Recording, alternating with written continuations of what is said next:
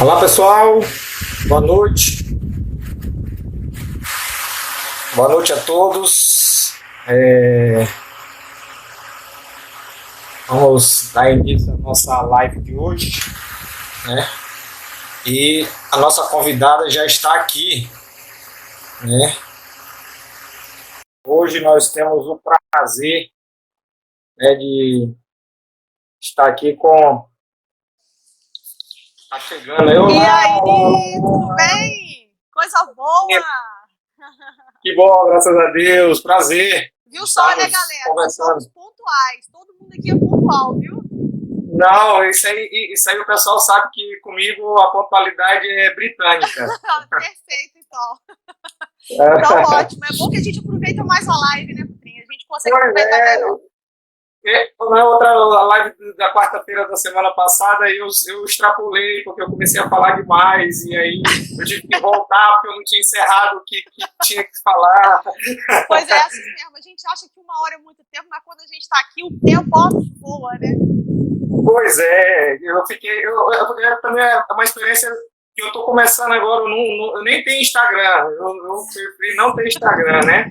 Então, eu preferi só trabalhar mesmo com o Instagram do Gepasa, e os meninos do Gepasa fazem as coisas, e a gente que depois só, eles fazem e eu só vou no embalo deles, né? Beleza pura.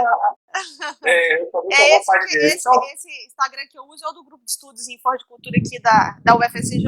Eu tenho o meu pessoal, mas é até fechado, né? É mais coisa pessoal mesmo. Mas aí, até lá no meu pessoal tá escrito Instagram profissional é esse aqui, né? Eu nem tenho pessoal, por isso que eu ainda estou aprendendo algumas coisas. Os meninos ficam, a pessoa salva aqui. Eu digo, rapaz, não sei nem onde eu salvo. Salva aí, te ensinaram a salvar, né? Salva isso aí pra depois Já me mandar. ensinaram, já me ensinaram. Salva aqui pra gente colocar lá no nosso canal do YouTube também. Aí fica no meu e no seu, beleza? Depois você me manda pelo Telegram e eu converso com os meninos como é que você faz pra me mandar, porque é muito longo. Tá bom, tá certo. Então, pessoal, a gente está recebendo hoje a professora Janaína Azevedo Marcos Cello. Isso. Pronto. A professora é zootecnista, né? Doutora pela Universidade Federal de Viçosa e professora atualmente na Universidade Federal de São João del Rei. E coordena hoje um grupo de estudos em forragicultura e pastagens, que é o GEFOR, que também está transmitindo a live, né? Lá na Universidade Federal de São João del Rei, Minas. Isso, professora? Exatamente. Minas Uai. De cara já vou lhe dizer que o seu livro é o primeirinho da minha estante. A gente que trabalha com forragicultura, depois uma hora eu te conto a história de como surgiu a ideia desse livro. Aliás, só para adiantar, Coutrinho, está saindo uma edição nova dele agora, já está em finalização lá na editora. Já era para ter saído, mas por causa da pandemia deu uma segurada que o pessoal também não está trabalhando. Então o livro Plantas Forrageiras deve estar com a segunda edição pronta até o final do ano, se Deus quiser. E em 2018, só antes de a gente começar de fato para discutir o assunto, em 2018, lá em Fortaleza, eu tive com o professor Guilhermano. Sim. Né? Um evento do professor Magno, eu fui orientado do Magno lá no doutorado, lá no Ceará. E aí o Magno me convidou para ir para o evento, eu fui para o evento com ele. E lá eu conversei com o professor, e aí, professor, quando é que saiu Plantas Forrageiras volume 2? Ele, não, estou conversando com a Janaína, a gente vai... Isso em 2018, finalzinho de 2018. Aí pronto, agora até o final de 2020 sai essa segunda edição. Sai, ela está pronta, ela já está na mão da editora, ela está no forno. Então, assim, a gente já fez a nossa parte. Uma das perguntas que a gente vai tratar é justamente um pouco dessa questão das espécies forrageiras na escolha da formação, que aí é até por conta desse boom, né, que surgiu de espécies forrageiras de 2014 para cá, praticamente. Esses novos 2015 surgiram muitos lançamentos e eu acho que provavelmente esses lançamentos já vão estar no Plantas Forrageiras. Já, daí a necessidade, inclusive, né, Coutrinho, do novo livro, porque já tem muitas espécies novas, não podia ficar com aquele de 2010, né? Então, já está com 10 anos aí de defasagem, a gente precisava urgente atualizar. E foi muito bacana, tá muito bom o livro, ele aumentou, ele é uma edição ampliada, ele tem mais 2 capítulos. Tem um capítulo que não tinha, que é Forrageiras do Nordeste. Então tem muita coisa, porque muita espécie de plantas interessantes como plantas forrageiras aqui no Nordeste você deve ter visto lá no quem fez, né, que foi o autor desse capítulo. Nós temos já um trabalho bem intenso aqui na Livre de Caatinga. Foi o professor de Ah, Ivan foi e o professor de capítulo Ivan. tá lindo. O capítulo tá assim, nossa, tá fantástico. Ficou do jeito que a gente queria. É.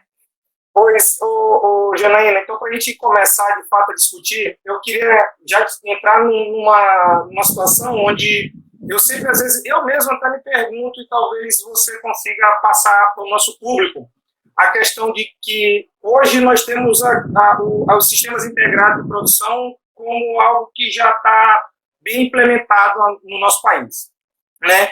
E muitos pecuaristas, e eu sempre digo que existe uma diferença muito grande entre sistemas de integração lavoura-pecuária para pecuaristas e para lavouristas. Para lavoureiros, exatamente, é diferente, completamente diferente, é outra dinâmica. São finalidades completamente distintas, né? Então, pensando no pecuarista, o foco do pecuarista é principalmente mais o pasto para o gado. Então, a formação de uma pastagem através de sistemas integrados é mais compensatório do que pelos modelos convencionais e o que o proprietário ou pecuarista, melhor dizendo, deve levar em consideração na escolha desse modelo de formação de pastagem. Ok. A gente já começa a falar nisso. Aqui, deixa eu te perguntar um negócio. Tem uma janela aberta aí? Porque tá um vento entrando e o vento tá voando. Eu acho que é a sua. Bom, só um minutinho. Eu vi o pessoal falando ali, tá voando. Então, enquanto isso, eu vou respondendo aqui, pessoal. Hoje, a gente não consegue mais pensar em fazer a implementação de um pasto sem que seja pela integração lavoura-pecuária.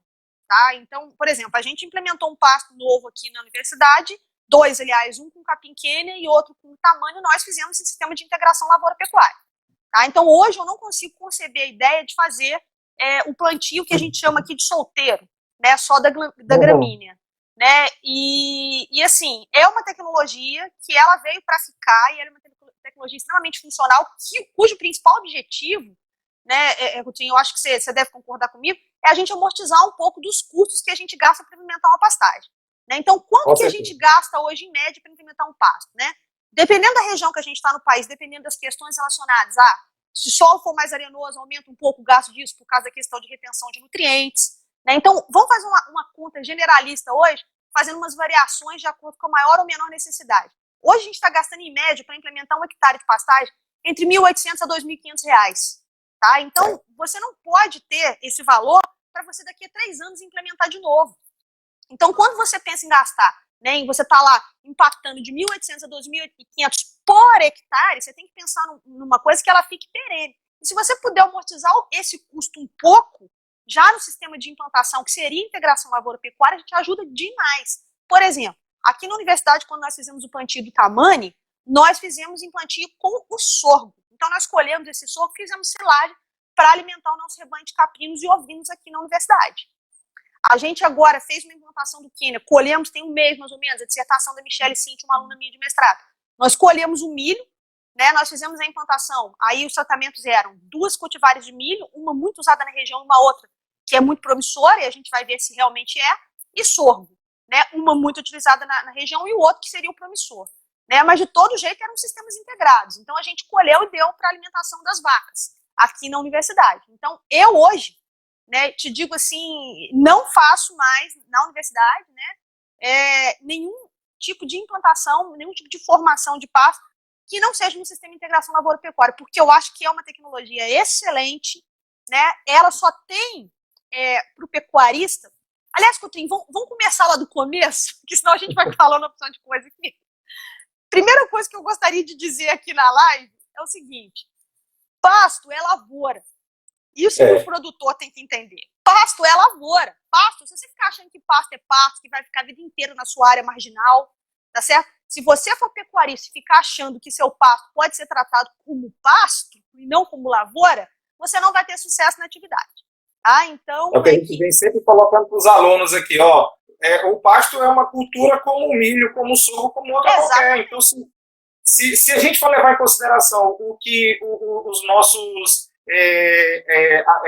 aptidão de classe de solo que coloca para a gente, onde colocava sempre a pastagem para ser implementada em locais de nível C de adaptação de solo, onde você pega as piores áreas e coloca, a gente vai estar sempre com baixa produtividade ao longo dos anos. Então, a gente tem que pensar que A gente tem que escolher as melhores áreas para colocar uma área de pasto. Pergunta para o cara que planta soja se ele vai ficar satisfeito em não colher alguns hectares da lavoura dele. Pergunta se o cara do milho ele vai ficar feliz em não colher. A gente é tão ineficiente no pastejo que o que a gente faz no manejo do pastejo, que o que a gente faz é isso. É deixar alguns hectares sem colher. A gente é ineficiente na colheita, a gente não aduba, a gente não faz a planta se desenvolver corretamente. Então, a partir do momento que o produtor entender que pasto é lavoura, você vai começar a mudar esse conceito. E isso aí, gente, é essencial. Tá? Então, pasto tem que ser tratado como lavoura. Aí, como eu tinha falado que a gente começa do começo, né? Existem algumas diferenças de conceito, só para poder esclarecer o pessoal aqui, o que é formação, o que é renovação, o que é recuperação. São coisas diferentes. Hoje em dia, o Cotrim provavelmente deve falar isso nas aulas dele também, não existe necessidade de você derrubar 1 metro quadrado de mata ou de vegetação nativa para implementar pastagem. Então, isso não existe. Nenhum.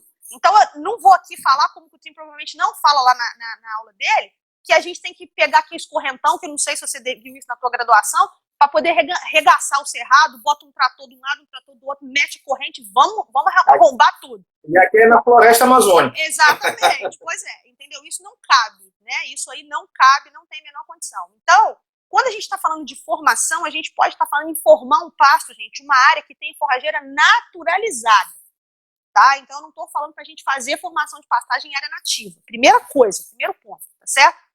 A recuperação, o que é? É você implementar práticas de manejo sem que você tenha a substituição da sua forrageira. Tá? Então, eu tenho um pasto de Braquiária decumbens, por exemplo, eu gosto dessa forrageira, eu sei que o produtor é um produtor que se dá bem com essa forrageira, eu não quero recomendar outra para ele, você que é técnico, você que é nosso aluno aí, que vai recomendar depois no futuro. Então, porque assim, gente, pânico é para quem merece pânico, braquiária é para quem merece braquiária, tifta é para quem merece tifta. Tá? Então, tem produtor que se virar para você e falar assim, eu vi no Globo Rural, eu vi na live do professor Cotrim Júnior, que tem que ser um Mombaça. Você vai lá, o cara tá se lascando na higiene da ordenha, você vai lá, o cara não suplementa os animais dele na seca, não faz uma suplementação estratégica. Esse cidadão é braquiário. Não adianta ele querer mudar, entendeu? Então, às vezes, só um revolvimentozinho do solo, só um calcário em cobertura, só adubação fosfatada com MAP já é suficiente para você recuperar a produtividade. Às vezes você passou uma grade levinha ali, já é suficiente para você trazer o banco de semente, gente. E aí você faz uma recuperação dessa braquiária, por exemplo. Tá? A renovação é diferente. A renovação de pastagem é você trocar a sua planta forrageira. Tá? E aí, nessa renovação, você pode, inclusive, fazer o sistema de integração lavoura-pecuária, gente. Por quê? Porque você vai atender no sistema de integração lavoura-pecuária a exigência da planta mais enjoada, que provavelmente vai ser a lavoura. Certo? Muito mais. E aí, o que vai acontecer? Muito mais exigente. Você vai atender, sempre em sistemas integrados, gente, seja gramínea com leguminosa, seja o sistema com árvore e gramínea, seja a lavoura e a forrageira, sempre atender a exigência da planta, que é a mais chata, que tem mais alta exigência em fertilidade do solo. E aí, o que vai acontecer? A gramínea, depois que você tira a lavoura, ela vai se beneficiar de todo aquele adubo que ficou, né, ali no solo, porque você atendeu a exigência da lavoura. Fez a sua produção, e, gente, já está mais do que provado que esse sistema não prejudica em nada o preenchimento do solo pela forrageira depois que você retira a lavoura. Ela recupera com perfilhamento, rapidamente ela ocupa os espaços. Né? Aí, só um parênteses aqui, outro dia, um produtor na página Forra de Cultura e Pastagens viu uma foto do nosso capim tamani, esse tal tamani que nós plantamos lá com o sorgo. Ele mandou para mim assim no privado. Nossa, se eu deixar essas linhas, eu até espero que ele esteja assistindo a gente aí. Nossa, se eu deixar esses espaços entre a linha, vai lotar de planta daninha. Aí a pergunta que eu faço, isso é normal?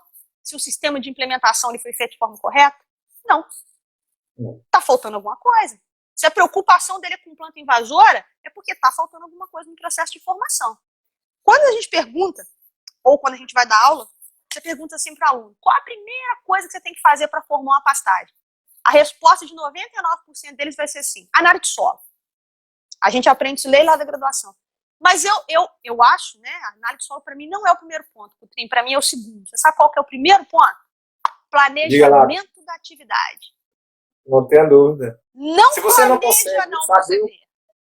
Se você não consegue se organizar antes para saber o que você precisa e de insumo, e como é que você vai analisar o ambiente que você vai estar trabalhando, para você poder comprar insumo, para você estimar a mão de obra, para você estimar maquinário.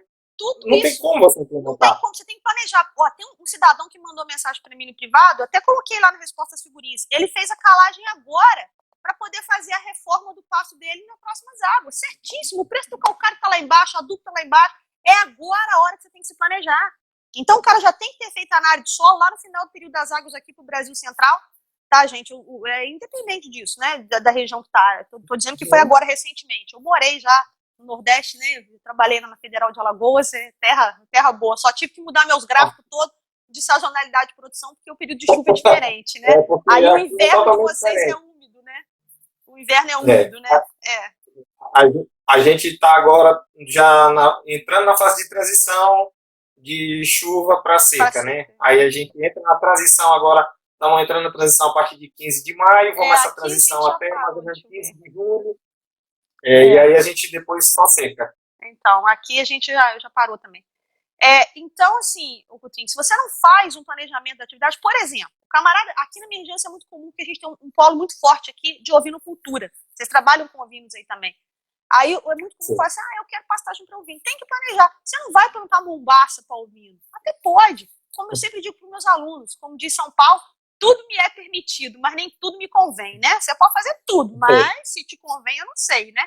Então, você não vai plantar uma mombaça para ovelha, gente, porque ovinho é animal gregário, o bichinho gosta de ver o vizinho do lado lá para ver o que tá rolando para poder consumir, entendeu? Aí você bota uma mombaça daquela altura, o bicho fica perdido lá, ele vai ficar... E isso é verdade, já tem estudos comprovando isso. Tá? Que a gente teve problema assim com Tanzânia, por exemplo. Aqui a gente... experimentos com Tanzânia que nós fizemos lá no Ceará, por exemplo, como manejar o pasto com 97% de interceptação, foi um dos tratamentos que a gente foi fazer. O animal se perdia lá dentro. Para a Tanzânia, que é uma planta de porte médio, vamos chamar assim. Né? Então, não é um mombaço de 90, é o cara que não é mombaça para ovelha. Não funciona, não dá. O bicho fica naquela aberração, desesperado, procurando grupo, aquela coisa horrorosa, e não rende, não tem rendimento, entendeu? Então, o que acontece? Para ovinos, vamos planejar a atividade, vamos lá, vamos fazer uma evolução de rebanho, até onde você quer chegar, quanto tempo você vai demorar para chegar, porque a gente pode fazer uma parte da propriedade agora, daqui a pouco a gente faz outra parte da propriedade, como vai ser a evolução do seu rebanho para a gente evoluir com isso suas áreas de pastagem. Professor, eu quero renovar, eu não quero mais trabalhar com braquiária brisanta, decumbens, eu quero trabalhar com marandu. Então vamos lá, vamos fazer primeiro 1/3 da sua propriedade, ou então vamos fazer 20% da sua propriedade, que no final de 5 anos a gente reforma ela todinha, para você não ter alterações muito bruscas na sua taxa de lotação. Quanto você tem para investir? Primeira coisa, gente, primeira regra, vamos separar sempre a área que está mais tendendo à degradação para iniciar o processo de formação, ou de renovação, ou de recuperação. Tá? Por quê? Porque descer a escadinha descendente infeliz lá do professor Moacir Corres é muito rápido. Tá? O problema é a gente subir nessa escadinha outra vez. Então, o que a gente tem que fazer? Vamos pegar aquela área que está mais problemática, que tem a menor capacidade de suporte, que tem a menor taxa de lotação, e vamos trabalhar para recuperar, renovar essa área. Tá certo? Então, beleza. Esse ano eu vou mexer nessa área 20% da minha propriedade. Agora sim, depois que eu planejei, eu faço análise de solo. Porque a análise de solo, ela não é obrigação, né, o Coutrinho? Só que isso é outro problema. Né? O pecuarista, às vezes, é muito relutante em fazer análise de solo. Aqui, o que acontece muito aqui no estado do Maranhão? Só para você ter uma ideia. O pecuarista, ele chega e diz assim, quero formar para um pecuarista aqui no Maranhão, formar pasto meter uma grade aradora onde tem plantas invasoras, né? Onde está com aquele área que a gente chama aqui de capoeira rala. Capoeira. Onde está aquela capoeira bem rala. E depois disso, né, ele pega, mete a semente e pronto, vai embora. Adubação, isso aí é coisa... Ele diz assim, não, rapaz, eu não tenho dinheiro para isso, mas ele tem que entender que é um custo que ele vai ter para um benefício muito maior ainda. Então, essa relação benefício-custo de adubar no processo de formação e depois de uma adubação de manutenção ao longo do tempo, infelizmente, pouquíssimos são os nossos pecuaristas que temos aqui no estado do Maranhão. A gente ainda precisa estar em cima, mostrando como é o retorno desse processo, dessa adubação, não só no processo de formação, mas como no processo de manutenção dessas plantas da pastagem ao longo do tempo. Eu falo também para os meus aqui, mas vamos lá. A gente já falou aqui que a primeira coisa é o planejamento da atividade, que é imprescindível para que a gente consiga ter sucesso. Outra coisa que eu esqueci de falar, ô Cutrim, que eu acho que você também deve falar nas suas aulas, por exemplo, para cavalo, você vai fazer um planejamento para fazer um aras ou alguma coisa assim, é outra coisa que você tem que pensar muito bem o que fazer, porque a gente tem uma série de problemas e uma série de restrições de forrageiras para equinos. Né? Equino não come braquiário. A gente tem casos aí de relatos de morte de equinos consumindo capim tamani. Tá? Então a gente Maçai, aqui no Maranhão teve muito do Maçai. No Maçai, aqui no Maranhão e no sul do Pará, nós tivemos também relatos de que teve animal muito com morte de cólica, com cólica equina. Exatamente. Então, para equinos é muito complicado a gente trabalhar com determinadas forrageiras, né? Então, a gente já tem a restrição dos braquiários, os pânicos, nós estamos tendo problemas sérios com isso, né? Relatos de mortalidade, né? E a forrageira que é muito indicada para equinos, que são os sínodons, né? O Tifton, o Corticross, são forrageiras que se propagam por muda, né? Então, isso, não que isso seja impossível, mas isso dificulta consideravelmente, tá certo? A nossa capacidade de recomendar, né? Porque a muda, se você tiver qualquer problema relacionado a não choveu, né? Você trouxe as mudas de um lugar para o outro e não teve chuva, dançou, tá? Você perde as mudas todas. Mas isso é uma outra coisa que a gente fala depois que a gente chegar na parte da implementação propriamente dito. Então, você planejou a atividade. Pode falar, Cutrim. Depois desse planejamento, que no caso que a gente começou a discutir essa questão de modelo tradicional, de forma, ou no modelo sobre integração, eu até tinha selecionado mais outra pergunta aqui, que talvez está nessa balada do processo, né? Não, já avançando, que seria a questão da escolha da espécie forrageira, né? Então, Sim. o que você, com a sua expertise, falaria para o nosso público que devemos considerar nesse processo de escolha da planta, né, forrageira a ser utilizada? O que o produtor deve levar em consideração na hora dessa escolha? Que está envolvido tudo com esse planejamento, né? Exatamente, está envolvido no planejamento. A escolha da planta forrageira, eu considero ela como sendo o terceiro passo. O primeiro, planejamento, análise de solo, o terceiro passo. Até porque as duas coisas vão estar muito ligadas umas às outras, certo? Então, as condições edafoclimáticas, solo e clima, tá certo? Elas são primordiais para você escolher a sua planta forrageira, tá? Então, vejamos. Eu não posso escolher uma planta forrageira que não tem adaptação para ser utilizada, por exemplo, na região do Pantanal, uma região de várzea, uma região que vai ser alagada, tá? Isso tem a ver com fisiologia de planta, gente. As plantas que são adaptadas a essa região, tá? São plantas que elas não absorvem preferencialmente nitrato, por exemplo, como seriam as braquiárias ou os pânicos, tá? Por quê? Porque é um tipo de solo que não vai ter o elemento nitrogênio disponível dessa forma. Então, a planta que não é adaptada a esse tipo de região, que tem alagamento, ela não pode ser escolhida. Da mesma forma que eu não posso colocar num ambiente semiárido uma planta que tem uma alta exigência hídrica, tá? Então, as condições de solo e de clima, elas são primordiais. Mas aí tem uma questão. Se você tem problemas físicos no solo, tá certo? Se o seu problema é físico, é pouco mais difícil você resolver do que se o problema é químico. Porque quando você tem um problema químico, você consegue resolver isso com adubação, com a calagem, né? Os solos do cerrado, né? A gente consegue ter altas produtividades em solos do cerrado quando a gente tem adubação, né? Isso não acontece, por exemplo, quando o meu problema do solo é físico. Por exemplo, se eu tenho uma região em que o solo é muito arenoso, existem certas plantas forrageiras que não vão se adaptar. Em contrapartida, se eu tenho uma região em que eu tenho um solo muito argiloso, existem plantas forrageiras que não vão se adaptar. Então, respondendo a sua pergunta, Cutrim, eu acredito, tá, que os principais pontos que a gente deve levar em consideração quando a gente escolhe a forrageira são as condições de solo e de clima, sabendo que as condições de solo, se forem químicas, é muito mais fácil você corrigir e fazer chegar no nível que você quer. Se essas condições forem químicas, aí você diminui consideravelmente a restrição. Tá? Você tem uma maior restrição. Os dois ecossistemas hoje, que nós temos maiores problemas para a recomendação de forrageiras, que a gente tem uma gama menor de forrageiras, é Pantanal e semiárido. Tá? É onde a gente tem o menor número de opções. Então, quando você chega aqui para o Brasil Central, a gente tem N opções. Todas as braquiárias vão se encaixar, tá certo? Todas as cultivares de pânico vão se encaixar, todas as cultivares de sínodo, de capim-elefante, todo mundo se encaixa. O que a gente por exemplo, É no O manejo. O Pedro Nogueira perguntou, aproveitando para perguntar para você, nesse caso de escolha de plantas forrageiras, o que você teria como planta forrageira com maior tolerância à seca? O que você vem percebendo isso? Já pensando para nós aqui que temos essa demanda muito grande de alimento durante esse período seco e precisamos de uma planta forrageira mais adaptada a essas condições. Eu ia falar palma, mas se você quiser sobre pastejo, né, a planta melhor semear é a palma. Mas palma, a gente tem hoje as cultivares, tá, de secos ciliares, que é o capim búfalo. A gente tem uma cultivar nova, né, relativamente nova, a Áridos, que foi lançada pela Embrapa. Inclusive tem um vídeo aqui no Forragicultura e Pastagens, que tem um animal pastejando o Áridos. Ele está um pouquinho acima da altura de manejo, porque é recomendado em torno de 50 centímetros, mas é uma forrageira excelente. Só que é o seguinte, os solos do Nordeste, de forma geral, eles não têm problema com fertilidade. Eu lembro que eu fazia as análises de solo lá em Alagoas, de forma geral, a fertilidade deles, se eu pegar o resultado da análise de solo e comparar com o que eu tenho aqui em Minas, tá certo? Os solos sempre vão ser melhores. Todo mundo ouvindo aí, pessoal? Tá tudo ok? Os solos vão ser sempre melhores. O problema ali é a questão relacionada aos solos serem rasos. Você sabe disso melhor que eu, por causa do intemperismo.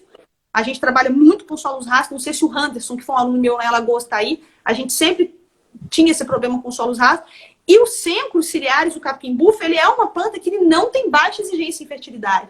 Isso é uma coisa que a gente tem que desmistificar na cabeça do produtor. Não é pelo fato da planta ser resistente ao déficit hídrico que ela não necessite de fertilidade nesse solo, tá? Então, o secos, ele não é uma planta, né? O capim búfalo, tanto o biloela, gandá, molopo, qualquer um deles, o áridos também, ele não vai ser uma planta forrageira de baixa exigência. Aí, de baixa exigência, que é uma planta forrageira que tem uma alta tolerância ao alumínio, é o andropógon, tá?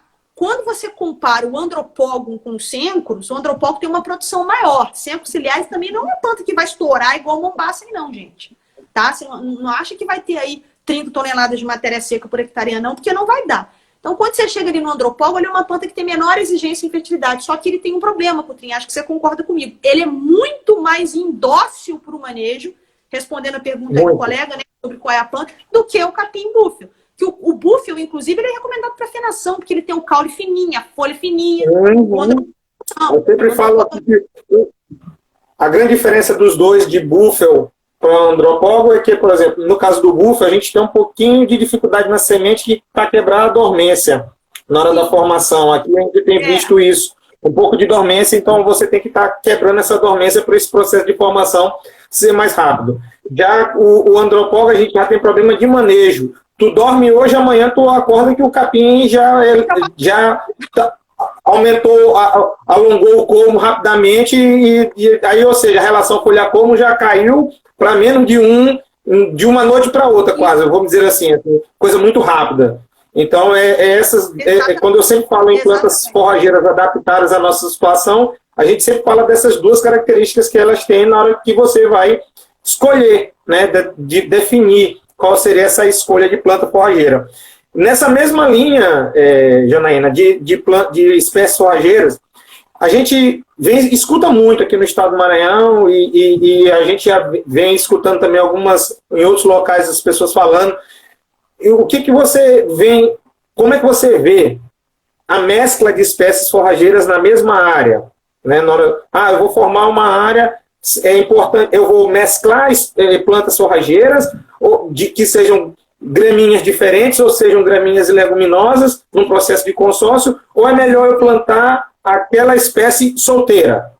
Então, quando você vai fazer o consórcio entre gramínea e leguminosa, não tem a menor possibilidade, né? Você vai ter que usar as duas, não tem jeito, atendendo a exigência daquela que é mais exigente. No caso, sempre, provavelmente, a leguminosa, tá? Atentando que não precisa da adubação nitrogenada, que você está usando a leguminosa com dois propósitos. Para melhorar o valor nutritivo da dieta e também para fixar o nitrogênio biologicamente, você não precisar adubar, até porque os preços da ureia estão, assim, né, indecentes. Exatamente, tá?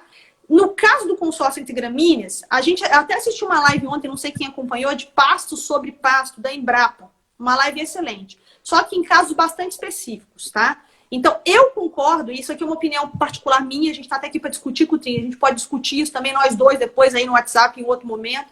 Eu acho que essa combinação de 2 gramíneas, por exemplo, se eu pegar charaésia, marandu, ou maçai e mumbaça, qualquer coisa desse tipo, não funciona, tá? Porque o animal tem as preferências dele, porque a planta vai utilizar o solo de uma ou de outra forma e uma vai se sobrepor em relação à outra, porque o solo vai atender mais uma do que a outra, fora que o animal vai ter preferência. Então, com o tempo, esse cultivo duplo ou triplo que você fizer, ele vai acabar virando um monocultivo. Então, você só desperdiçou dinheiro com aquela semente. O que é diferente de você fazer o cultivo de 2 gramíneas, por exemplo, estiver trabalhando com pasto de Tifton 85 e fizer uma sobressemeadura de inverno. Aí é outro papo. Aí é outra história. Isso é papo uma outra live, né, Cutrinha? A gente conversa aqui só sobre semeadura. Entendeu? Aí não, você vai jogar uma aveia, por exemplo, aqui na nossa região, joga um azevém, entendeu? Em cima de um pasto de tamanho. A gente fez isso aqui há 2 anos atrás, não sei se tem algum do G4 aqui que participou desse processo. Nós fizemos isso, nós trabalhamos com aveia em sobressemeadura de inverno em pasto de tamanho. Aí é completamente diferente. Agora, você ir lá comprar 2 sacos de semente no momento que você estiver fazendo a implantação, eu discordo. Eu acho que em algum momento esse cultivo duplo vai virar um monocultivo por causa da preferência do animal, porque uma planta vai se sobrepor à outra.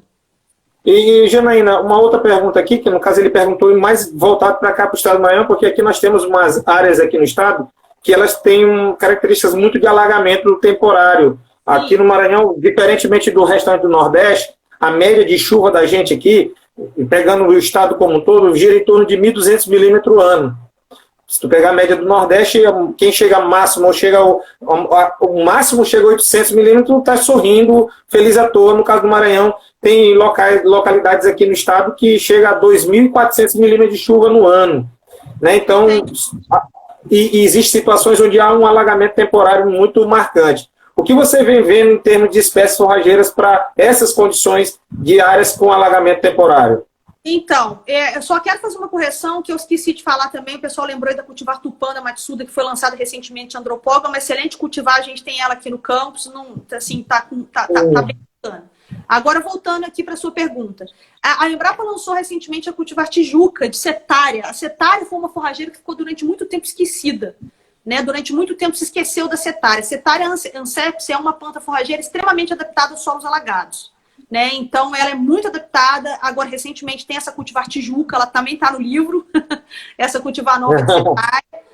Ela é uma boa opção, é uma planta cespitosa, boa opção para alagamento, fora as nossas clássicas, né? Que seriam medícula, a braquiária do Bégico, né? Do breja, a recta ou a mútica. E a gente tem também, pessoal, a cultivar de paspa, o pojuca. Mas aí eu quero fazer um parênteses aqui para a gente falar um pouquinho do pojuca, para essas áreas alagadas. O pojuca, ele é uma planta forrageira excelente, uma altíssima relação lâmina-colmo, tá? Uma forrageira que tem excelente produção, chega aí a 25, 30 toneladas de matéria seca por hectare ano, dócil para o manejo, uma planta boa de trabalhar pra caramba. O que tem acontecido com o pojuca? E aí vocês vão me ajudar na linha de raciocínio aí. Tá? Eu já falei isso em outras lives, provavelmente o Coutinho também fala isso nas aulas dele de floricultura. O que acontece? A maioria esmagadora das plantas forrageiras que a gente utiliza no Brasil são plantas de origem africana. Então, no processo de evolução dessas plantas, elas se desenvolveram em coevolução com os grandes herbívoros. Então, elas estão extremamente adaptadas ao pastejo, porque desenvolveram estratégias de escape e tolerância ao pastejo. As plantas nativas brasileiras, elas não foram acostumadas a essa alta pressão de pastejo de herbívoros africanos. O nosso mamífero mais pesado aqui nas Américas é a anta. Então, a planta não foi acostumada a essa pressão. Então, ela não tem muita tolerância de escape. Ela não tem muito mecanismo de escape e tolerância ao pastejo. Então, esse é o maior problema do pojuca. Ele não suporta altas taxas de lotação. Mas não é porque o capim é ruim, é porque o processo de evolução dele não permitiu que ele desenvolvesse essas estratégias para poder se adaptar bem. Mas ele é, sim, né, se você quiser trabalhar com uma taxa de lotação menor, uma excelente opção para áreas em que você tem várzea. Tá? E que, assim, nessa mesma linha de espécies forrageiras, como é que a gente pode avaliar o potencial de uma semente para ser implantada, Janaína? O que você vem recomendando? Observa isso na semente, observa aquela característica, aquela outra, faz um teste de germinação antes, como é que seria esse teste? O que você vem costumeiramente, não só falando nas suas aulas, mas muitas das vezes que eu sei que os produtores lhe procuram para tirar dúvidas, né? Assim como também vira e mexe estão me procurando para tirar algumas dúvidas, a gente está sempre dando esse retorno para eles. Então, o que você vê hoje como, assim, como você pode fazer uma avaliação a nível de fazenda de uma planta forrageira antes, assim, de uma semente, antes dela ser colocada no solo? Exatamente. Aí, aproveitar que o nosso tema é formação, queria falar um negócio para vocês. Uma pergunta que eu recebo muito lá no Instagram, você deve receber também dos produtores aí. Professora, depois que implementei meu pasto, eu tenho que deixar sementear? Essa pergunta... Isso é clássico aqui. Essa pergunta é clássica. Professora, depois... Eu ainda ia chegar nela. Lá no final eu ia chegar nesse momento que seria o primeiro pastejo. Deixar sementear, a resposta ela é categórica, ela é não. Não tem que deixar sementear. Você sabe por que antigamente o povo deixava sementear? Que era para segurar o vendedor de sementes. Você sabe por quê? Porque as sementes antigamente eram de baixíssima qualidade. Então não preenchiam corretamente. Aí o cara virava para você e falava assim, deixa sementear, porque ele garantia que a semente ia cair e ia preencher ali aqueles vazios todos que ficaram. Aí você achava que tinha muita produção de massa, aquele trem tudo sementeado, e você sabe que quando a gramínea está sementeando, a qualidade nutricional dela é péssima. Então, naquele primeiro pasteio, você está dando uma bucha do cacete para os seus bichos, entendeu? Então, não faz sentido. A gente tem que fazer um pastejo leve, que provavelmente nós vamos ver se a gente consegue, com o tempo, chegar até lá, né, Cutrim? A gente tem que fazer um pastejo leve, cerca de 70 a 80 dias. Gente, pode botar boi, eu tô falando. Você chega lá, arranca a folhinha e vê se você não consegue arrancar a folhinha com raiz e tudo. Se você fizer isso aqui e não arrancar, o boi também não arranca. Agora, se você arrancar, é lógico que o boi vai arrancar. Com certeza. E puxa, se vier só folha na tua mão, pode meter os bichos, não tem que deixar sementear. Tá? Por quê? Porque hoje, se tiver alguma pessoa que trabalha com venda de semente aí, pode até ajudar a gente nesse sentido. Hoje, tá, a gente tem sementes no Brasil de altíssimo valor cultural. O que é o valor cultural para você, produtor que está escutando a gente? O valor cultural ele leva em consideração a capacidade que aquela semente tem de germinar e aquilo que germinou é realmente a planta que você quer. Se é pura, tá? Porque o que acontece? Meu amigo, você coloca uns 20% de semente de decumbes dentro do saco de marandu. Você não se livra daquela decumbes nunca mais na sua vida. Não, decumbes é difícil de acabar demais, pô. Exatamente. Você coloca lá 20% de semente de colonião dentro do seu mombaça. Você tá lascado, meu filho. Entende? Assim, é problemático. Isso aí é o quê? Pureza. A pureza não é só você enfiar a mão no saco de semente, se o saco voltar cheio de terra, não. O produtor sabe disso. Cada vez mais isso tem diminuído. Ele enfia a mão no saco de terra, vem tudo sujo. Quanto menos tiver sujidades, mais pura está a sua semente. Então, isso é o valor cultural. A lei não nos protege. Porque a lei permite, o Ministério o professor é triste, né? O Ministério da Agricultura permite que seja vendido sementes com 35%, 40% de valor cultural ou até menos. Então, se o cara que produz semente estiver te vendendo uma semente com esse valor cultural, ele não está errado. Tá certo? Ele está fazendo o que a lei permite que ele faça. O que exclui esse cara que está te vendendo essa semente com baixa pureza e baixa germinação é o mercado, é você, produtor. É você que exclui esse cidadão. Então, quando o camarada bater lá na tua porta te oferecendo semente, a primeira pergunta que você tem que fazer para ele é assim, qual que é o valor cultural? Qual é o valor cultural? 35%. Sabe o que significa dizer se ele falar para você que é 35%? Que se você estiver comprando 1 quilo de semente, gente, 350 gramas é o que você acha que é. O resto é resto. Não vai germinar. E se germinar, não é a tua planta. Vocês entenderam o problema, a problemática dessa situação? Tá certo? Quando eu falo para os meus alunos, tem um saco de 20 quilos, só 6 quilos de semente presta. No saco de 20 quilos, só 6 prestam. Exatamente. Olha isso. O resto dos 14 é nada. Não serve para nada. Não serve para nada, exatamente. Entendeu? Então, você tem que ver o valor cultural. Aí você fala, professora, mas a semente com alto valor cultural ela é mais cara. Aí que você se engana. Se você fizer uma continha, eu vou fazer o seguinte, Coutinho, eu vou assumir um compromisso aqui com vocês, vou ver se eu faço uma postagem lá no Fórum de Cultura e Pastagem sobre essa questão do valor cultural, mostrando para vocês que nem sempre a semente mais barata Rafael Reis, um abraço, viu? Nem sempre a semente mais barata, ela vai ser a semente de fato mais barata. Tá? Porque essa questão de semente mais barata ou não em relação ao valor cultural é questão de prova minha. Eu boto lá Loja A, loja B, valor cultural, germinação, pureza, custo da semente, aí o custo da semente de maior valor cultural, eu boto lá 20, 30 reais, vamos supor, e a outra eu boto 22, vamos supor. Quando eu vou bater isso no final das contas, a quantidade de semente que eu vou precisar de um valor cultural muito mais alto, acaba compensando o valor dela mais alto. E ela acaba saindo mais barato dentro da formação da área como um todo. Então, isso chama-se planejamento. É um planejamento lá atrás que você falou, né? Tá relacionado com o planejamento lá atrás. Que você saber botar tudo na ponta do lápis antes de começar, de fato, a cair para dentro do campo. Tudo, você deixar de perder dinheiro em tudo. Tem que fazer conta. Você não pode perder dinheiro com pouca coisa. Porque cada tostão desse que você perde, quem desperdiça o tostão não chega a milhão. Vocês já ouviram falar isso? Então não pode ficar desperdiçando isso. Tá certo? Então cada desperdício desse, se você juntar no final das contas, dá quase o preço de uma vaca. Você acha que é pouco? Entende? Então, por exemplo, o cara chega lá com uma semente de valor cultural, professora, mas é bem mais barato. Eu vou colocar essa postagem lá para você, produtor, porque o aluno do Cutrim sabe, o meu aluno sabe, mas às vezes o produtor precisa ver isso. Tá? Então, exija semente com alto valor cultural e semente de qualidade. Aí vem aquela história lá da semente incrustada, né? A semente que está peletizada ou não. Era o que eu ia perguntar. Isso. A semente peletizada, você tem que prestar atenção que ela praticamente dobra de peso. Se tiver alguém aí, o pessoal que vende semente aí, ajuda a gente também a responder. A semente peletizada, ela praticamente dobra de peso. Quando você faz a incrustação da semente, quando você bota aquela camadinha dela lá de micronutrientes, de calcário, que você reveste ela praticamente dobra de peso. Então, a sua recomendação também precisa aumentar, tá? Porque aquele saco ali, ele tem o peso, mas ele tem o peso também da incrustação. Tá? Mas tem até uns experimentos que a gente está querendo desenvolver aqui, que o pessoal reclama muito que a semente, depois de incrustada, ela perde muito viabilidade de um ano para o outro. Isso aí é de falação. A gente não tem nenhum artigo científico publicado sobre isso. Então, nós vamos começar a fazer esse trabalho aqui agora. A gente já tem uma empresa parceira, ainda não posso fazer divulgação, mas a gente já tem uma empresa parceira que nós vamos fazer avaliação para saber se, de fato, incrustar a semente faz com que ela perca a viabilidade dela. Então, assim, semente, gente. E outra coisa, é 2%. São 2% do custo total da implantação do seu pasto. É semente, meu amigo. Vai economizar com semente para quê? 2%.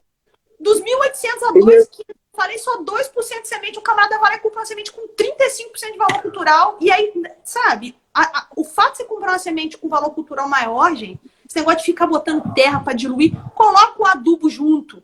Coloca o adubo junto que facilita a distribuição. Tá certo? Essa também é uma vantagem da semente cultivada, que ela facilita pra caramba a distribuição, viu, gente? Muito. Até na máquina, se você vai na hora de plantar, se você não vai plantar lanço, mas vai plantar na máquina, a máquina consegue pegar melhor a semente incrustada e você fica até com uma diferença entre uma planta e outra estabelece melhor, né? Essa diferença entre plantas, essa distância entre as plantas. Ô, Cutrim, você já viu quantas pessoas tem nessa live? Que é isso, hein? O negócio tá bom.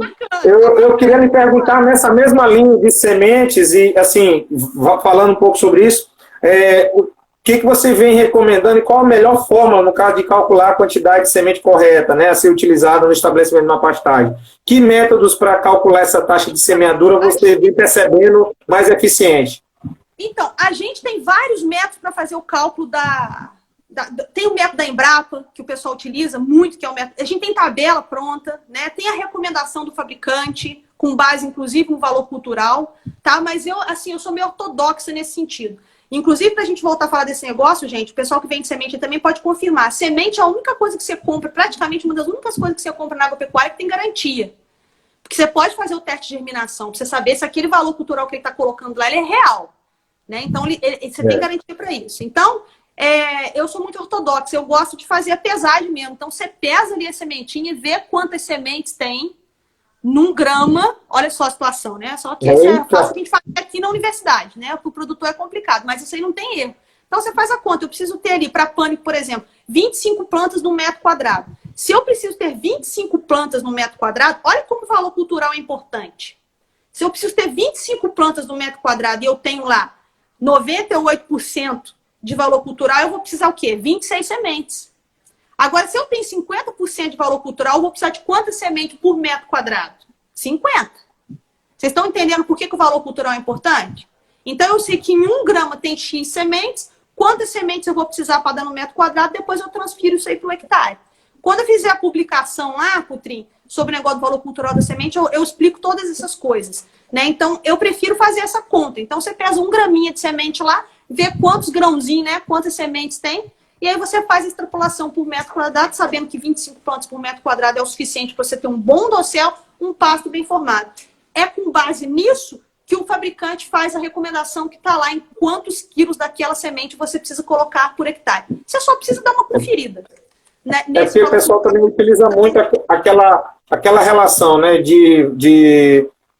aquele índice, né? O índice dividido pelo valor cultural da semente. Também é uma outra forma de você estar fazendo. E esse índice ele varia de como é que você vai implantar a área. Se é de uma forma correta, se está bem preparado, se você vai fazer uma adubação, o plantio, se é incorporando semente, se não é incorporando semente, se você fez uma boa adubação ou não.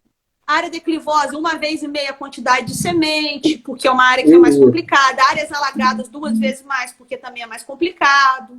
Né? Então, a gente tem uma série de recomendações. Aí a gente pode fazer uma live aqui também com o pessoal que é especialista em semente aí. Ó.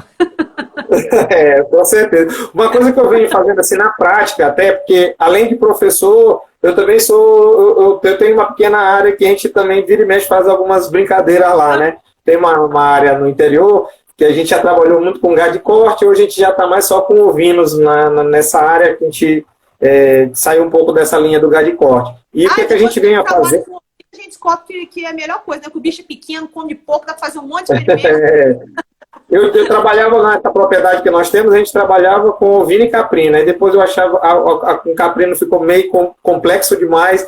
Como a gente já trabalha com bovino de corte e ovino, pasteja muito semelhante a bovino de corte, né? Tem um hábito muito semelhante, e o caprino já é um hábito bem diferente dos dois. Caprino, eu brinco com meus alunos que Deus e o diabo estão resolvendo quem foi que criou, porque, putz, o bicho que trabalhar. Nossa! Pois é, aí eu acabei com os caprinos, fiquei só com os ovinos, que é mais fácil de lidar com eles em condições de pastejo de uma graminha só.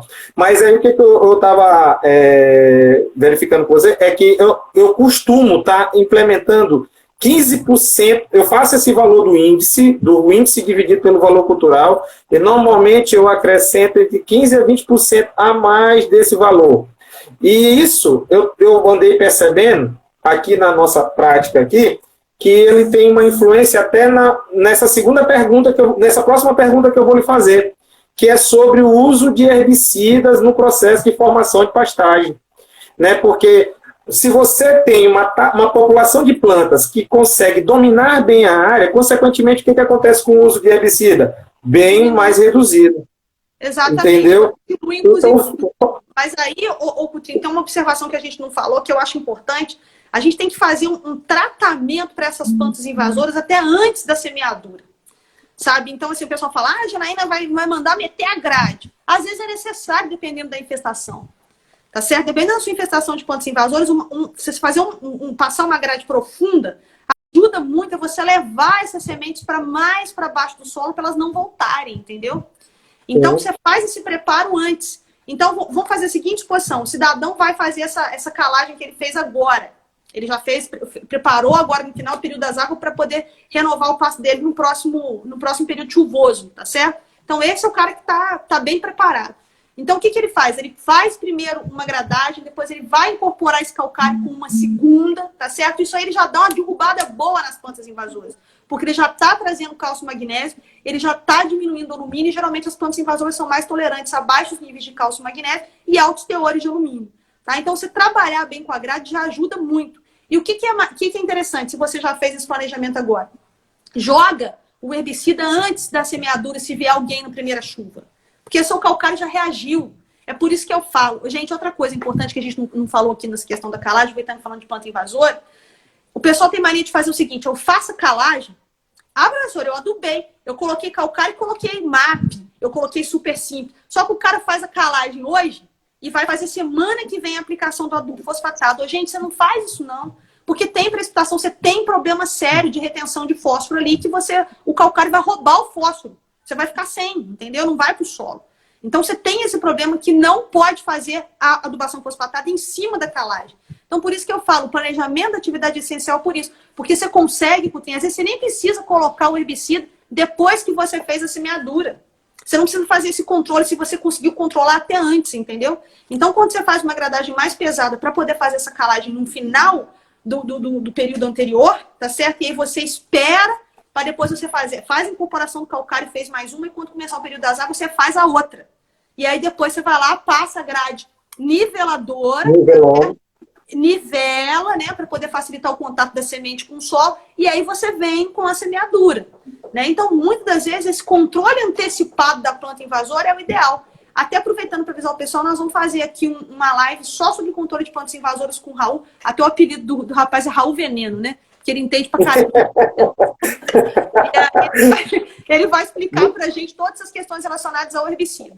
Tá? Mas porque assim, a herbicida aqui para nós, aqui no estado do Maranhão, o pessoal usa muito porque a gente tem muitas plantas invasoras no nosso ambiente de pastagem. Muita mesmo. Né? Na verdade, assim, o complemento do que eu estava lhe perguntando é o que você vê de novo no uso de herbicidas em pastagem de formação e o que leva, ou o que pode desencadear o momento certo de usá-los. Né? Olha, eu percebi que está uma relação de plantas invasoras com o pasto X, Y ou Z. Então, nesse momento é que tem que usar. Você vê a planta invasora com 2 a 4 folhas, é a hora de você aplicar. E geralmente ela vai estar bem mais adiantada do que a gramínea. Então essa é a hora certa que você tem que entrar com herbicida. Você olhou lá, tem uma infestação alta, já tem 2 folhinhas, que é a hora que ela tá, gente, com a fotossíntese, ó, arrepiando. Porque ela tá novinha e tá ali com o aparato fotossintético dela tudo novinho. Então é a hora que a gente coloca. Por quê? Porque o herbicida ele age exatamente lá na etapa fotoquímica da fotossíntese, né? Então você chega lá e joga o herbicida quando tá de 2 a 4 folhas e pronto. Tá? Mas Janaína, momentos, né, Coutinho, isso é tema para uma outra live. Olha quantas lives tem muita. Dá para fazer várias, cada tema. Tem um pessoal de um grupo de pesquisa aqui do Maranhão que chama G-Integra e LPF, que eles trabalham com sistemas integrados aqui. Eles fizeram a pergunta, né? Gostaríamos de saber qual o momento que o pecuarista deve reformar o pasto, quais os parâmetros devem ser avaliados. A gente até já comentou um pouco disso lá atrás, né, no início da nossa live, né, um pouco sobre essa questão de... Até você fez essa comparação do que é reforma, do que é o que é renovação, do que é uma reforma, né? E, inclusive, eu vi que amanhã vai ter uma live aí com vocês de recuperação. Então, de antemão, já até falo para o pessoal do G-Integra, não perca amanhã a live aí no Fórum de Cultura e Pastagem, que vai falar só sobre isso.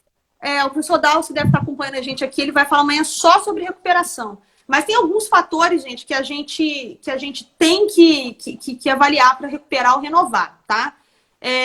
A primeira coisa, desempenho, tá? O desempenho que você espera, que você sabe que o seu forrageiro não está dando. Agora, toma cuidado de você não renovar. Se você não estava dando conta de manejar uma forrageira de baixa exigência, não vem com história de querer renovar e botar uma de maior exigência, não. A não ser que você mude completamente o conceito da sua fazenda. Porque é aquilo que eu falo. Tem uma diferença muito grande do cara que é tirador de leite e produtor de leite. Não é isso? O cara que é tirador de leite, ele não tá nem para nada, não. Não quer adubar e vai ficar a vida inteira só tirando leite. O produtor de leite é outra conversa. O cara trata o pasto como lavoura. Assim como é o vendedor de boi e o pecuarista. Tá certo? Então são coisas diferentes. Né? Então, se você quiser recuperar, porque a sua forrageira está perdendo vigor, tá certo? Você mantém a mesma planta. Se você quiser renovar, você vai mudar a planta, mas avalie se você tem condição de oferecer manejo e reposição de adubação para aquela planta que você quer trocar. Tá? Então, você avalia primeiro produtividade. Você começou a perceber que está tendo declínio, é porque não está havendo reposição de nutrientes. Tá? Então, como eu falei para vocês no começo, você gasta aí de R$ 1.800 a R$ 2.500 para aumentar um hectare de pasto, e tem pasto aí, gente, que dura 3, 4 anos. E tem pastos aí que duram 20 anos, 30 anos. Né? Então, dilui esse custo em 2, 3 anos e dilui esse custo em 30 anos para você saber o que vale mais a pena. Então, a adubação de manutenção, que não é o foco aqui hoje, a gente pode até também depois falar sobre isso, a adubação de manutenção ela é imprescindível. Agora, antes de a gente responder as perguntas, Coutrinho, eu queria fazer uma colocação importante, que eu tenho medo de acabar o tempo aqui, que eu já nem sei quando foi a hora que nós voltamos. Eu também não tenho mais ideia.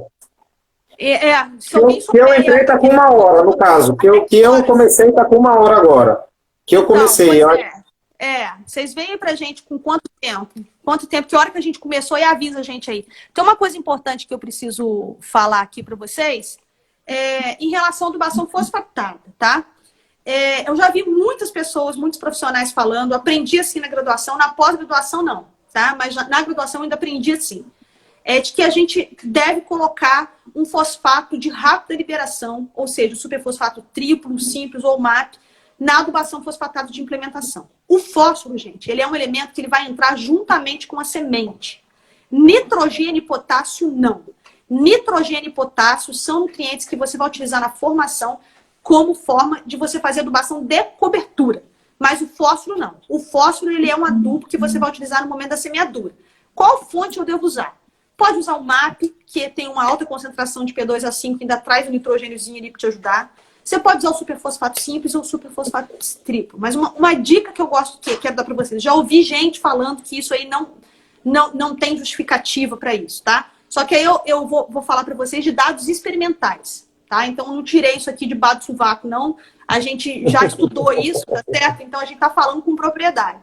Os alunos que participaram desse experimento provavelmente estão acompanhando a live, tá? Nós estamos com um experimento aqui que tem duração de 4 anos. Nós trabalhamos com diferentes porcentagens de MAP e fosfato de rocha. Então, é um experimento enorme. Nós fizemos uma variação de combinação de 90-10 até 10-90. O que eu quero dizer com isso? 90 de MAP, 10 de rocha, 80-20 e depois inverteu. E o tratamento testemunha que não tinha adubação nenhuma. Nós iniciamos esse trabalho, nós fizemos esse trabalho numa área de declive, não muito acentuada, com a cultivar marandu, tá certo? E com um nível de fósforo no solo de 2 miligramas por decímetro cúbico, ou seja, quase nada. Tanto que no final do 4º ano eu fiquei sem testemunha. Pra você ter uma ideia de como o solo estava... Eu tinha uma testemunha sem adubação nenhuma e tinha testemunha só sem o fósforo, que eu corrigi o nitrogênio pelo MAP. Tá? Então, o que eu quero falar com vocês sobre isso? É científico, tá, gente? Não é o primeiro trabalho publicado com isso, nós não estamos inventando a roda, a gente só está confirmando para a nossa forrageira as nossas condições. Existem trabalhos lá fora provando isso. Como a gente está tratando de uma planta perene, tá? Que você vai plantar e durar aí, como eu falei, 30 anos. Pessoal, desculpa os cachorros aí, quem acompanha as lives sabe que eles participam aí. O meu filho vai lá tentar ver se eles ficam quietos, tá? Eles participam sempre das lives. Então, o que acontece? O que a gente descobriu? Que a manutenção ao longo desses 4 anos, certo? Da produtividade, ela foi se invertendo. O que eu quero dizer com isso? No primeiro ano, quando eu tinha maior concentração de MAP, tá certo? Eu tive uma maior produção. E aí, no 4º ano, eu tive uma boa produção quando eu tinha uma porcentagem de fosfato de rocha, ou seja, um fosfato de lenta liberação. Então, qual foi a nossa melhor combinação? Não houve diferença significativa para 70-30 e 80-20. O que eu quero dizer com isso? Coloque, no momento de formação da pastagem, pelo menos 20% de fosfato de rocha. Da recomendação total, coloque um 20% para você garantir a distribuição desse fósforo, principalmente naqueles solos mais argilosos, para você garantir a distribuição desse fósforo de forma mais paulatina e você segurar um pouco mais essa produtividade. Tá? Então, assim... essa dica aí foi excelente. Não dá mais para a gente ficar pensando só em trabalhar com a fonte de rápida liberação na adubação fosfatada. Tá? Então, a gente pode botar, inclusive, o fosfato de rocha até mais barato, muito mais barato, né? E a gente fácil de conseguir para vocês aí, em Minas? Aqui né? A gente tem aqui o de Araxá, e a gente achou agora aqui em Minas, né? Já tá licenciado uma nova jazida de fósforo, né? Então, foi a salvação da nossa lavoura, porque a gente é muito dependente, né?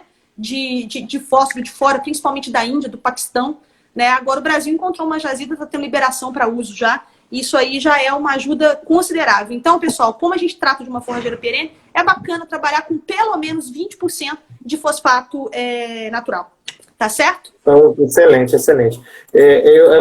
Isso para mim é até novo, porque eu não tive acesso a essa informação pelas publicações. Eu vou já até aproveitar, quando eu for fazer alguma recomendação, se eu pergunto logo para o proprietário, você tem condição de encontrar algum fosfato de rocha, que é justamente para já para poder fazer essa indicação para pro pecuarista. Eu só queria abrir um parêntese na sua fala, que a gente já discutiu um pouco atrás sobre espécies forrageiras, e recentemente aqui no Nordeste, a gente até faz parte de um grande projeto que a Embrapa Caprinos e Ovinos lidera como mentora, e também nós temos o ICNA, né, o Instituto da Confederação Nacional da Agricultura, também que banca esse projeto financeiramente, que chama-se Forrageiras para o Semiárido. Sim. Né?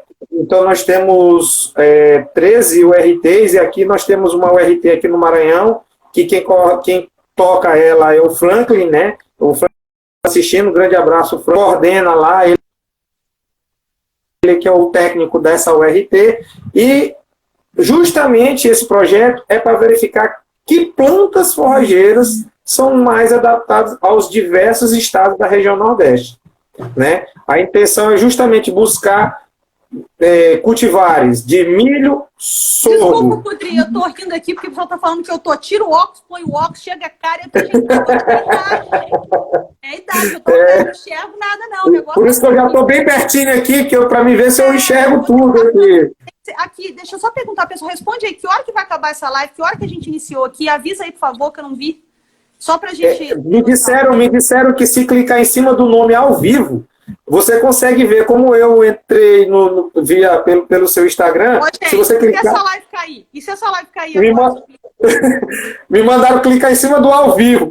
Eu cliquei e não apareceu nada. O povo sabe tudo. 41,37. É por isso que eu apareci. Eveline, um beijo pra você, minha linda. Eveline, você tem que ir lá pro programa lá do homem dos negócios, lá que eu esqueci o nome do aprendiz. Vamos torcer pra Eveline, nossa zootecnista lá pra mas zootecnista, eu vi lá, eu vi também, que bom. Muito bom. Fiquei muito feliz também com essa... você conhece ela? Ela é aluna daí? Eu fui da banca dela. Ela vai fazer uma live com o nosso curso, lá com os meninos do nosso curso, lá na zootecnia. Conheço gente boníssima, ela, uma graça. Que bom, olha só. Mas vamos lá, então continua aí, você está falando sorgo, né? Vocês estão avaliando sorgo. Isso, nós estamos avaliando 2 tipos de sorgo, 2 tipos de milho, 2 cultivares de milho. Nós estamos avaliando 6 plantas forrageiras, e elas são um pouco variadas entre os estados. Aqui no Maranhão está Piatã, Paiaguás, Tamani, Maçai, Corrente e Búfalo.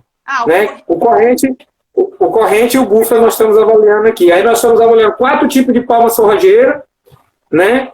E avaliando palma forrageira como uma espécie florestal forrageira. No nosso caso aqui, nós estamos avaliando com moringa, como uma espécie florestal, e gliricídia. Né? Todas elas fazendo... arbórea, né? Isso, a moringa e gliricídia que nós estamos avaliando aqui, tanto no consórcio com as gramíneas, quanto no consórcio com a palma forrageira. E isso nós temos, inclusive, o norte de Minas, tem 2 URTs aí no norte de Minas. Em São Carlos, agora só o Franklin para me lembrar.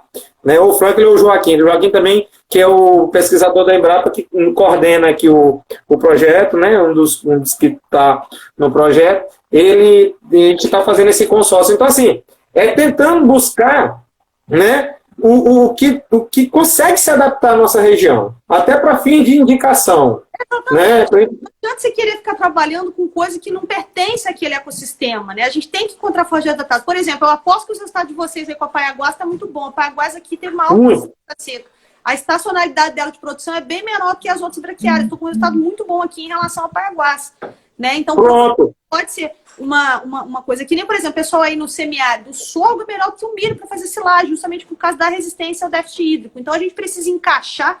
Gente, a escolha da planta forrageira, ela é primordial para o sucesso do sistema em pastagem. Se você começa errado, não tem jeito, O Paiaguás foi o que melhor passou. Aí a gente já fez um dia de campo, a gente mostrou já alguns valores, né, de produtividade. E aí, depois disso, pronto, os produtores da região lá onde fica o RT começaram tudo a plantar Paiaguás, né? Exatamente. Então, o produto é assim. Aí, sorgo, comparado ao milho, foi bem melhor por conta da fertilidade do solo lá. Então, e o tipo de sorgo, porque nós estamos trabalhando com o Ponta Negra e o 65. A Ponta Negra tem o BR-652? Isso, parece que é esse. Aqui é só o Franklin para lembrar agora. O Ponta Negra foi muito bem. Aqui foi muito bem. O Ponta Negra pra gente já não foi um ataque de fungo horrível. Aqui foi muito bem. O Ponta Negra aqui foi excelente. Aqui o pessoal está Entendeu? perguntando aí do livro, ó, eu tinha falado no começo da live que caiu. O livro vai sair até o final do ano, sai a segunda edição desse livro, tá certo? Bom, a expectativa é essa. Tá? O Maçai, assim, o Maçai é ótimo, tô falando que tá se destacando no Nordeste. Eu sou muito fã do Maçai, mas o meu capim preferido é o tamanho, até porque eu já comi, eu sei que é o melhor. Eu como todos. O tamanho eu plantei agora uma área de tamanho que eu tô fazendo, fiz algum primeiro experimento com intensidade, agora eu vou fazer um com frequência. E depois a gente vai fazer umas outras variações com intensidade e frequência, utilizando interceptação aqui, né? Então a gente plantou recentemente, mas uma área bem pequena mesmo, 2.000 metros quadrados, só mesmo para área experimental, mas a nossa área do setor mesmo de ovino caprino, maior parte era de Maçai. E eu até tenho na minha propriedade, quando eu crio ovinos, eu também crio com Maçai. A gente está usando tamanho.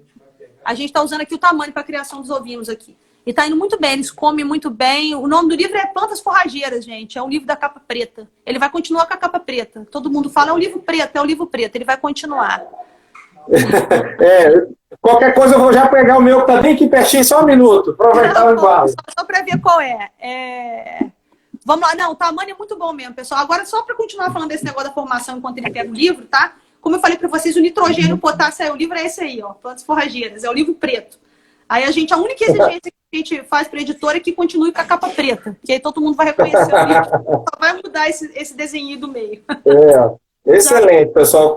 Quando sair a segunda edição, não fiquem receosos, pode adquirir, que é um livro que foi um dos primeiros livros que eu adquiri, assim, eu estou montando uma biblioteca bem vasta aqui na minha casa, e eu acho que assim que ele saiu, foi em 2010, né, que ele foi lançado, e ele saiu, eu já adquiri. De uma ideia que a gente, quando precisava procurar informações, elas não estavam juntas no mesmo lugar. Então eu conversei com o meu orientador na época, o professor Dilermando, né, aliás, o orientador é para sempre, não é na época, sempre né.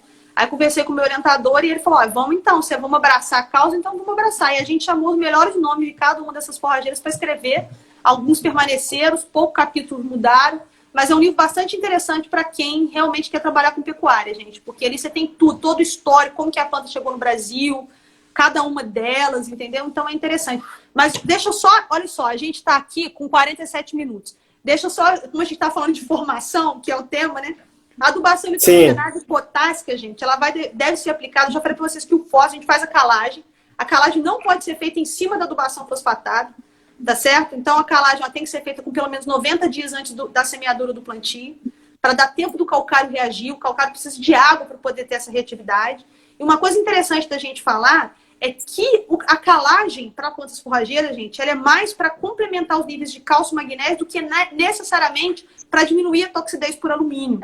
Tá? Porque as nossas forrageiras, por causa do desenvolvimento dela na África, elas já se desenvolveram num ambiente que tinha altos teores de alumínio, então elas são um pouco mais adaptadas. Né? Então a gente tem que se preocupar com os teores de cálcio e magnésio. Tá? Então isso aí não é menos importante do que o pH, porque a gente pensa só em corrigir o pH, mas os teores de cálcio e magnésio também são importantes. Tá?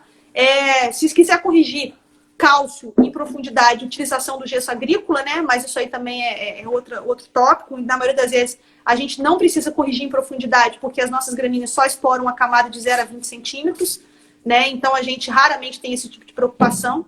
E se você optar pelo MAP, e quando for fazer adubação nitrogenada, optar por ureia, a gente tem que ter cuidado com o enxofre, tá? Existe uma relação nitrogênio e enxofre que deve ser respeitado em torno de 17:1, tá? Então, o que acontece? Quanto mais nitrogênio você utiliza no seu sistema, mais aumenta a sua necessidade de enxofre, tá? Então, a adubação nitrogenada, ela deve ser feita aproximadamente cerca de 30 dias depois da germinação, quando você tem mais da metade do seu pasto preenchido, do céu todo preenchido, tá? E você entra com adubação nitrogenada e potássica se houver necessidade.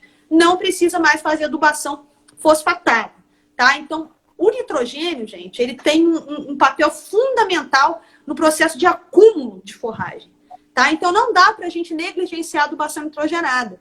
Então, a gente tem que fazer, não só no momento da implantação, mas também fazer adubação de reposição. Agora, você não vai chegar lá e tacar 300 kg de nitrogênio tá, por hectare, o que seriam 600 quilos de ureia aí, de uma vezada só. Tá? Então, o nitrogênio não pode ter doses superiores a 75 quilos de nitrogênio por hectare ano se a sua fonte for ureia. Que geralmente é a que o pessoal utiliza, o pecuarista prefere a ureia, porque ela é uma fonte mais barata. Você não pode colocar de uma vez que você vai perder muito nitrogênio por volatilização.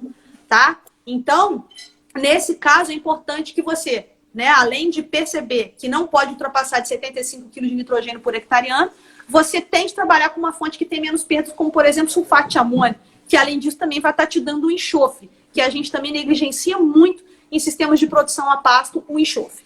Tá certo? Janaína, eu acho que talvez, não sei, pelo nosso tempo, tem uma última pergunta que é justamente, primeiro pastejo. Que características morfofisiológicas podemos levar em consideração para entrar com os animais numa pastagem recém-formada? Enraizamento. Enraizamento. Se a planta não tiver com a raiz presa, na hora que você colocar os seus animais, mesmo no pastejo de neve, na hora que ele passar a boquinha, sai a planta com tudo. Característica morfofisiológica? Raiz. Como é que eu vou saber, professora? Eu não enxergo a raiz está para baixo do solo. Então, vamos lá. Tem aqui suas folhinhas, tá certo? Você tem lá seu dossel, todo bonitinho. Olha a minha torceira que linda aqui, ó. Minhas folhas estão todas aqui. O que eu vou fazer? Eu, Janaína, vou chegar lá e vou fazer isso aqui, ó. E vou puxar. Como se fosse o movimento que o animal faria. Eu puxo, tá certo?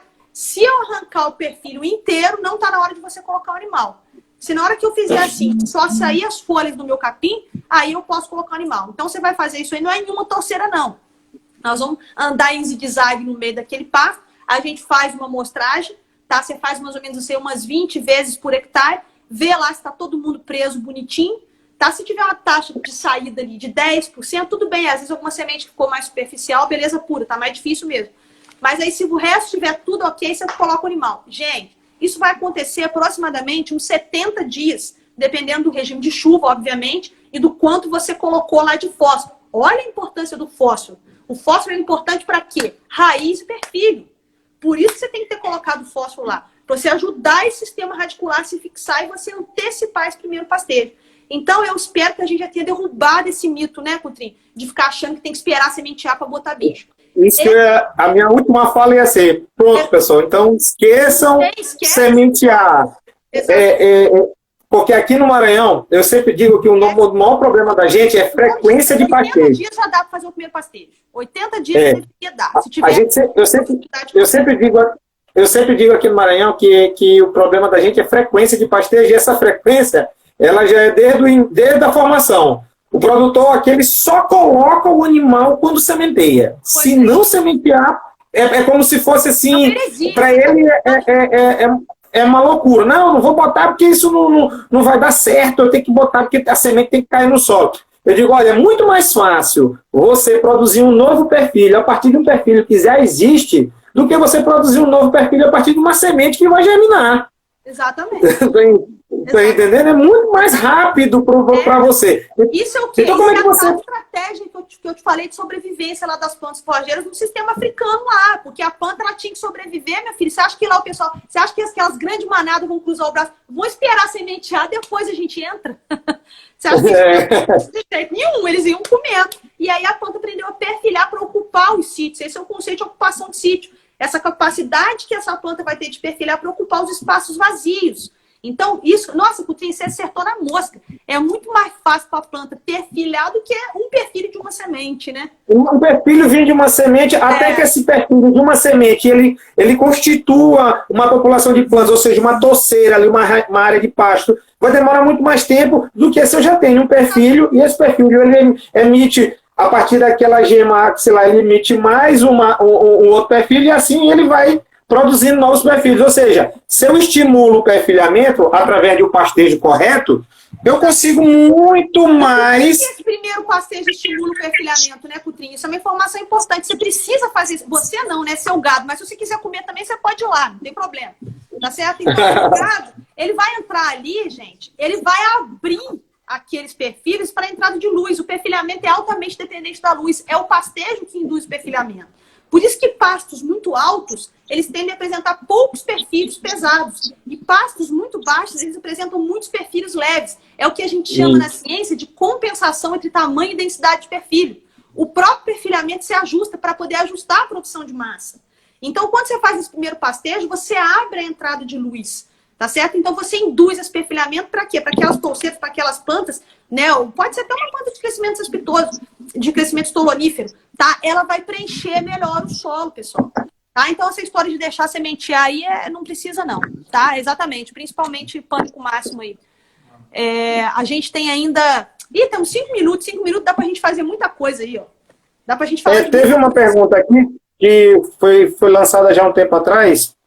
Como passar herbicida se o capim está brotando ainda? Vai machucar as plantas jovens? Né? Sim. Então, depende do tipo de planta invasora que você tiver. Se for herbicida de folha larga, você vai utilizar o herbicida seletivo. Se herbicida de pré-emergência, ele tem uma concentração também mais baixa e acaba não matando. Inclusive, naquela primeira pergunta da live na integração lavoura-pecuária, né, o Coutrinho, durante muito tempo, o pessoal jogava até o herbicida de pré-emergência, não é isso? O pessoal jogava herbicida na gramínea para ela poder não abafar o milho. Só depois que se descobriu que não havia necessidade, que o milho resolveria a situação sozinho, né?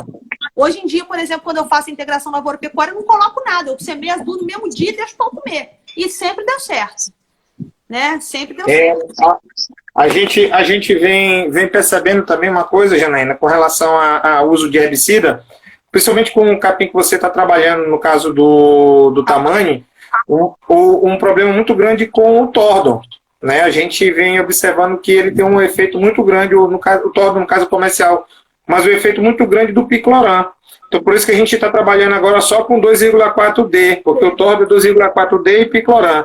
Então, eu estou trabalhando mais com DMA, tanto para o tordon, quanto para o Massai, quanto para o tamanho, porque eles estão tendo uma certa...